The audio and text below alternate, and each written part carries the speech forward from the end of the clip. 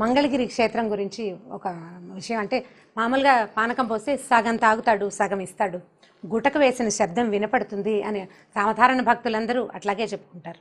ఇక్కడున్న ప్రత్యేకత ఏంటి గురుగారు? ఏనికి గుటక వినపడుతుంది? రెండు విశేషాలే. హేతువాదులు ఎవరైతే ఉన్నారో వాళ్ళు మనని ఒక పద్ధతిలో నడిపించేటటువంటి వాళ్ళు అనిపిస్తుంది నాకు.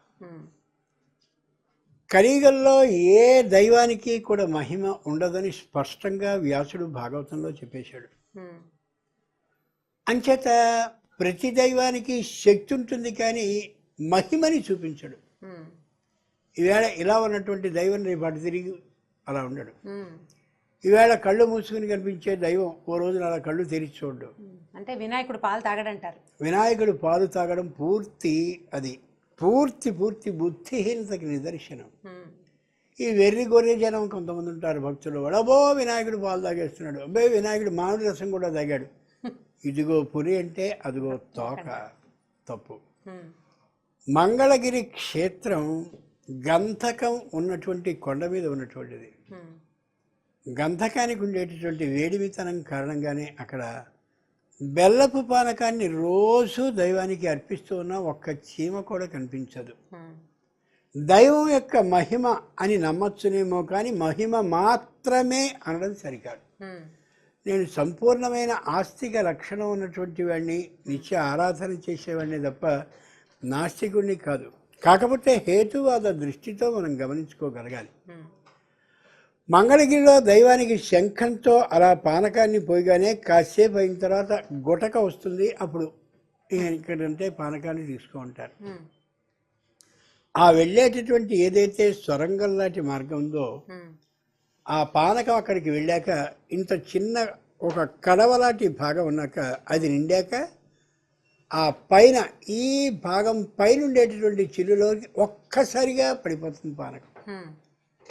ఆ నిండేంత వరకు ఆయన తాగుతున్నట్టు, ఎప్పుడైతే నిండిందో అప్పుడు టక్కున ఆ కన్నం నుండి వెంటనే లోపలికి వెళ్ళిపోతూ ఉన్నట్టు ఒక్కసారి మనం భావన చేసుకుంటే ఆ ధ్వని గుటక ధ్వనితో సమానంగా అనిపిస్తుంది. కాబట్టి ఇంకా తాగడు అని మామూలుగా మనం అనుకుంటున్నాం. దైవానికి చాలా చాలా చాలా శక్తి ఉంది మంగళగిరి దైవానికి. కానీ ఆయనకంత శక్తి ఉందని చెప్పడం కోసమని దీన్ని మనం వాడుకోవాల్సిన అవసరం లేదు. భగవంతుడు గొప్పవాడని నిరూపించడానికి మనమే వెళ్ళాం. భగవత్ శక్తిని నిరూపించుకునేది ఆయన. మనం ఆయన గొప్పవాడని నిరూపించేందుకు పొరపాటున ప్రయత్నాన్ని కూడా చేయకూడదు. అంతటి శక్తిమత విధానం కలిగినటువంటి దైవం మహానుభావుడు మంగళగిరి పానకాల స్వామి. వేసంకాలంలో విపరీతమైనటువంటి ఉష్ణత కలిగినటువంటి కాలంలో పానకం వడపప్పు మనకి ఆరోగ్యప్రదమైనటువంటి ఔషధం లాంటిది కాబట్టి పానకాన్ని అక్కడ పోయాలన్నారు. గంధకపు పర్వతం కాబట్టి ఎంత పోస్తూ ఉంటే అంతకాలం అది విస్ఫోటనం చెందదు. కానీ మంగళగిరి మాత్రం బ్రహ్మాండమైనటువంటి ఏ అగ్ని లోపల దాగినటువంటి పర్వతం కనిపిస్తూ ఉంటుందో అష్టాటి పర్వతం మాత్రమే, అనుమానం ఏమాత్రమూ లేదు. లోకంలో అలా అనుకుంటాం కదా, ఒక గ్లాస్తో పోస్తే సగమే తీసుకుంటారు, ఒక చెంబెడు పానకం చేస్తే సగమే తీసుకుంటారంటే అది ఒట్టి మన ఊహే కానీ అదంత నిజం కాకపోయి ఉండొచ్చు అంటారు. గురుగారు, గునుపూడి సోమేశ్వర స్వామి దేవాలయం గురించి, వారి ఆ దేవాలయం ప్రత్యేకత ఏమిటి? అక్కడున్న స్వామివారి గురించి కొంచెం వివరాలుగా చెప్పండి. ఆంధ్రప్రదేశ్ రాష్ట్రంలో పశ్చిమ గోదావరి జిల్లాలో భీమవరం అనే పేరు కలిగినటువంటి ఒక పట్టణం. ఆ పట్టణానికి దాదాపు పొలిమేరలో ఈ గునుపూడి అనే పేరు కలిగినట్టు ఒక పేటది. ఆ పేటలో సోమేశ్వర స్వామి అని అన్నాడు. ఆయన్ని సోమ ఈశ్వర స్వామి. సోముడు అంటే చంద్రుడు. చంద్ర కళ నేరుగా పడి ఆ చంద్రశక్తిని గ్రహించేటటువంటి దైవం ఆయన. ఇలా చెప్తారండి చాలామంది, చంద్రకళ ఆయన తీసుకుంటాడు, మేము ఎలా నమ్ముతాం అంటారు. అనాలి కూడా, అన్నప్పుడే మనం ఆలోచిస్తాం. పట్టు పూర్ణిమ ఏ రాత్రి వేళ ఉంటుందో ఆ రాత్రి వేళ పట్టు పూర్ణిమ ఉన్నటువంటి రోజున తెల్లవారుజామున కూడా పూర్ణిమ ఉన్నటువంటి సందర్భంలో ఆలయ గర్భాలయంలోని కానీ అభిషేకాన్ని చేయడానికి వెళ్ళినట్టయితే నిన్న ఉన్నటువంటి ఆ తెల్లనైన శివలింగం మరి కాస్త తెలుపుతనాన్ని సంతరించుకుని కనిపిస్తుంది. ఇది ఎవరో చెప్పగా నేను చెప్పేది కాదు, నేను గర్భాలయంలోనికి వెళ్ళి అభిషేకాన్ని చేసిన తరువాత చెప్పేటటువంటి మాట. కావాలని పూర్ణిమాభిషేకానికి వెళ్ళాను. అంత అమోఘమైనటువంటి తెలుపుతనంతో కనిపిస్తూ ఉంటుంది. ఆయన గోక్షీర ప్రియుడు, అంటే ఆవు పాలతో అభిషేకాన్ని బాగా ఇష్టపడేవాడు. అంచేత ఏ పట్టు పూర్ణిమ ఉండేటటువంటి రోజు వస్తుందో ఆ రోజున అయ్యవారికి ఆవు పాలతో అభిషేకాన్ని చేసి తెల్లనైనటువంటి పుష్పాలతో అష్టోత్తర శతనామాల్ని చదువుతూ అర్చన చేసి తెల్లనైనటువంటి పాయసాన్ని దధి ఓదనం అంటే పెరుగు అన్నం అవి కూడా తెలిపే వాటిని నివేదన కానీ చేసినట్టయితే మనలో ఉండేటటువంటి నలుపుతనాన్ని పోగొడతాడు. నలుపుతనం అంటే దురాలోచన, కాలుష్యమయమైనటువంటి ఊహ, వాటిని తొలగిస్తాడు. ఇది చాలా చాలా చాలా నిజం.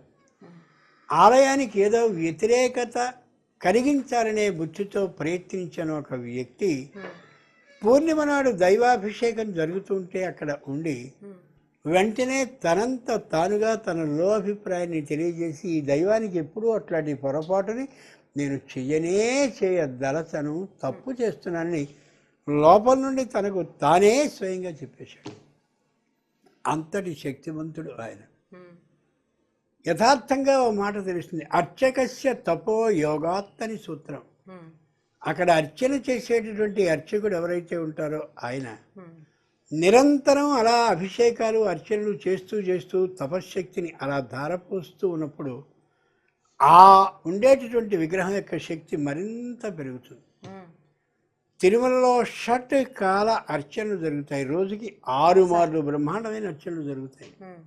అందుకనే ఎక్కడెక్కడి నుండి నిద్ర, ఆహారం, తిండి ఏమీ లేకుండా అమాంతంగా అంత కొండకి అలా ఖాళీ లేకుండా ఉండేలా దర్శనాన్ని చేస్తున్నారు. కాబట్టి ఇక్కడ కూడా ఆ విధమైన శక్తి ఉన్న భగవంతుడు కాబట్టి అలా మనం కానీ తెల్లనైన పూలతో అర్చన చేస్తూ అంతకుముందు గోక్షీర అభిషేకాన్ని చేసి తెల్లనైనటువంటి పదార్థాలని నైవేద్యంగా పెడితే మనసులో ఉండే నల్లతనం పోయి తెలుపుతనం వచ్చి స్పష్టమైన ఆలోచనని సరైన తీరులో చెయ్యాలనే ఊహ కలిగించగలిగిన శక్తి సోమేశ్వర స్వామి మనకు అందిస్తాడు. అంటే చంద్రకళలతోటి స్వామివారి ఇది లింగాకృతిలో ధవళవర్ణం వస్తుంది అంటున్నారు. స్పష్టంగా ఉంది, చంద్రకళ దాంట్లో ఉంది కాబట్టి అంతటి మెరుపు కనిపిస్తూ ఉంటుంది. అంటే పౌర్ణమి నాడు స్వామివారి దర్శనం చేసుకుంటే అమోఘమైన ఫలితం లభిస్తుంది అన్నమాట. గురుగారు, ఆంజనేయ స్వామి చాలా దేవాలయాల్లో సింధూరం ఎక్కించటం అనే ఒక సేవ కనిపిస్తుంటుంది. చాలా చోట్ల రోడ్డు మీద ఉండే ఆంజనేయ స్వామి కూడా సింధూర వర్ణంలోనే కనిపిస్తూ ఉంటారు. ఈ ఆంజనేయ స్వామికి సింధూరం ఎక్కించడము, సింధూర వర్ణంలో ఉండటానికి వెనకాల ఏదైనా ప్రత్యేకమైన కారణం ఉందని అనుకోవాలా మనం? నీలగ్రీవో విలోహిత ఉతైనం గోప అదృశన్నదృశన్నుదహార్య నమ్మకంలోని మంత్రం. ఆంజనేయ స్వామిలో ఒక ప్రత్యేకత ఉంది. ఆయన శివ విష్ణు ఉభయ అంశ సంభూతుడు. అంటే శైవాంశ ఉంది, విష్ణు అంశ ఉంది. ఇంచేతనే మహానుభావుడైనటువంటి రామచంద్రమూర్తి రావణాసురుణ్ణి వధించడం కోసమని, రావణుడు శివ పూజ ధురంధరుడు కాబట్టి శివశక్తిలో రావణాసురుణ్ణి మించగలిగిన వాడు మాత్రమే కావాలని అనుకుని ఆంజనేయుని ఎన్నుకున్నాడు. ఆంజనేయునికి ఉన్నటువంటి శివశక్తి ఆ ఆధిక్యాన్ని బట్టి రావణాసురుణ్ణి వంచగలడు. ఇక ఇటొస్తే సాక్షాత్తు ఆంజనేయ స్వామి విష్ణు సేవ చేసే లక్షణం కలిగిన వాడు కాబట్టి రామచంద్రుణ్ణి లక్ష్మణునితో సహా భుజాల మీద ఎక్కించుకుని ఋష్యముఖ పర్వతం మీద ఉన్నటువంటి ఏ మహానుభావుడు ఉన్నాడో అక్కడికి తీసుకెళ్ళాడు. ఏది సుగ్రీవుడు ఉన్న చోటికి తీసుకెళ్ళాడు. విష్ణువంశం ఉంది కాబట్టే ఆ రాముణ్ణి లక్ష్మణునితో సహా పైకి తీసుకెళ్ళగలిగాడు. ఏ రావణాసురుడు స్వయంగా ఆ లక్ష్మణుడి నేల మీద పడిపోయాడో ఆ సందర్భంలో లక్ష్మణుడిని ఎత్తి లంకకి పట్టుకుపోదలిస్తే భూమి అంతా కూడా అంగుళం పైకి వచ్చింది కానీ లక్ష్మణుడు ఎత్తుకుపోబడేవాడు కాలేదు. అటువంటి రాముణ్ణి లక్ష్మణుడిని కలిపి భుజాల మీద ఎక్కించుకుని ఋష్యముఖం దాకా ఎగిరాడు పర్వతం మీద కంటే ఎంత విష్ణు అధీన విధానం ఉందో గమనించుకోవచ్చు. అంటే విష్ణువుకి బాగా దగ్గరవాడు. అక్కడ శైవం ఇక్కడ వైష్ణవం ఉభయము కలిసింది. ఇటువంటి ఆంజనేయ స్వామికి 5 విధాలైన పూజలు చెప్తారు. ఒకటి సకల పుష్ప పూజ, అంటే ఒకే మల్లెపూలు, ఒకే కనకాంబరాలు, ఒకే సంపంగలు, ఒకే చామంతులు కాదు, అనేకమైనటువంటి రంగులు కలిగిన పుష్పాలతో పూజ చేయించుకోవడానికి ఇష్టపడేవాడు ఆంజనేయుడు. 2, ఆంజనేయుడు సంపూర్ణంగా సింధూరాన్ని శరీరం నిండా రాసుకునేటటువంటి లక్షణం కలిగినవాడు. ఎందుకంటే సూర్య అంశ తనలో ఉంది కాబట్టి సూర్య శక్తి తనలో ఉందనే యథార్థాన్ని ప్రకటించుకునే విధంగా సింధూరాన్ని శరీరం నిండుగా రాసుకుని కనిపిస్తాడు. 3వది, ఆంజనేయుడు వనచరుడు, వనాల్లో తిరిగేవాడు, చెట్ల మీద తిరిగే వానర జాతికి చెందినవాడు. అంచేత అరటి పండ్లతో కదలి ఫల పూజ అని చేస్తారు, దాన్ని ఇష్టపడతాడు. తర్వాత ఆంజనేయుడు విపరీతమైనటువంటి కోపం కలిగి ఆవేశం కలిగినటువంటి వాడు కాబట్టి అది తగ్గడం కోసమని చందన జల అభిషేకాన్ని చేస్తారు. 5వది తమాలపత్ర పూజ, తమలపాకులతో పూజ. చందనం అంటే చందనాన్ని నీళ్ళలో కలిపి దాంట్లో పోయడం. చందనం వేరు, నీరు వేరు. తమాలపత్రం అంటే తమలపాకు, ఆ చల్లదనం ఆకులో కలిసి ఉంటుంది తప్ప ఆకు వేరుగా చల్లదనం వేరుగా రెండు కలిపి కాదు. చేత తమాలపత్ర పూజ, చందన జలాభిషేకం, సకల పుష్ప వాటితోటి మామూలుగా ఆయనకి పూజ చేసేటువంటి విధానం, సింధూరపు పూజ, మొత్తం ఈ 5 విధాలైనటువంటి పూజల్ని సంపూర్ణంగా ఇష్టపడేటటువంటి వాడు ఆయన. నేను సూర్య శక్తి కలిగినటువంటి వాడిని తెలియజేస్తూ సింధూరాన్ని పూజించుకుంటాడు ఆయన. సూర్య శక్తి ఆయనలో ఉంది కాబట్టి పుట్టుకతోటే సూర్యలోకానికి ఎగరగలిగాడు. మనం సూర్యుడిని తేరిపార చూడాలంటే వెంటనే కళ్ళు మూతలు పడతాయి, కన్నీరు వస్తుంది. ఆయన సూర్యలోకానికి ఎగిరాడు. సూర్యలోకానికి ఎగరడమే కాదు, సూర్యుడిని మింగడానికి అలా ఒకసారి నోరు కూడా తెరిచాడు. అంతటి శక్తి కలిగినటువంటి వాడు ఆంజనేయుడిని తెలియచేయడానికి వీలుగా సూర్య కిరణ రంగం అంటే రంగు ఏదో ఆ రంగుతో ఉండే సింధూరాన్ని శరీరం నిండా పూసి ఈయన సూర్యశక్తి సమన్వితుడు సుమా అని అర్థం చేసుకునేందుకు అలా ఏర్పాటు చేస్తారు. ప్రతి మంగళవారం దేవాలయానికి వెళ్తుంటే సింధూరం ఎక్కించండి మా సేవ ఉందని చెప్తారు. ఆ సింధూరం ఎక్కించడం అంటే ఆయనకి ఇష్టము, అందుకని ఎక్కిస్తారనుకుంటాం. దీంట్లో ఇంత లోతైన అర్థం ఉందని ఇప్పటిదాకా తెలియలేదు గురుగారు. చాలా చక్కటి అంశాన్ని తెలియజేశారు.